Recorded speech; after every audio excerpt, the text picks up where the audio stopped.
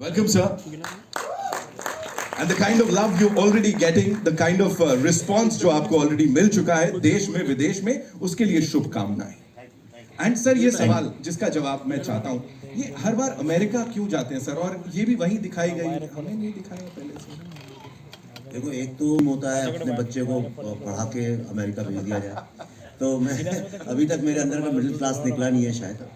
But that's not the reason. The reason इसकी जो बच्चे जब आपके पैदा हो जाते हैं ना, तो आपको सारी दुनियादारी सिखा देते हैं.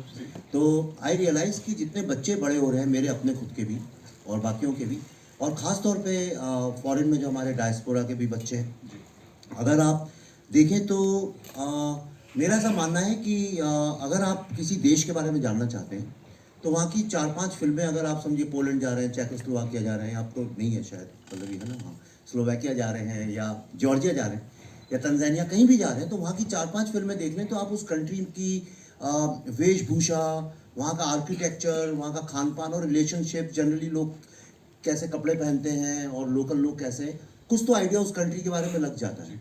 पर मैंने देखा कि अगर कोई जो टिपिकल बॉलीवुड की जो फिल्में थी, अगर उनको कोई देखे तो लंदन न्यूयॉर्क के बारे में ज़्यादा जान जाता है, इंडिया के बारे में नहीं जान पाता है. तो इसलिए तो the reason is we at I am Buddha we decided, ये कॉन्शियस डिसीजन था, we decided that what if we use our films as soft power for the country and showcase Indian stories.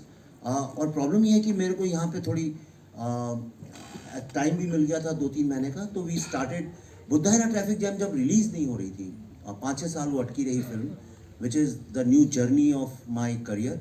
तो हमने कहा क्या करें, तो वी सेड ओके, अगर कोई रिलीज़ थिएटर में नहीं करता, let's take it to people. और वहाँ से ये सिलसिला चालू हो गया. और कश्मीर फाइल्स के साथ भी हमने ये किया, we travel all over the world. इस बार टाइम कम था तो सिर्फ अमेरिका कर पाया, otherwise I wanted to show it in many other countries.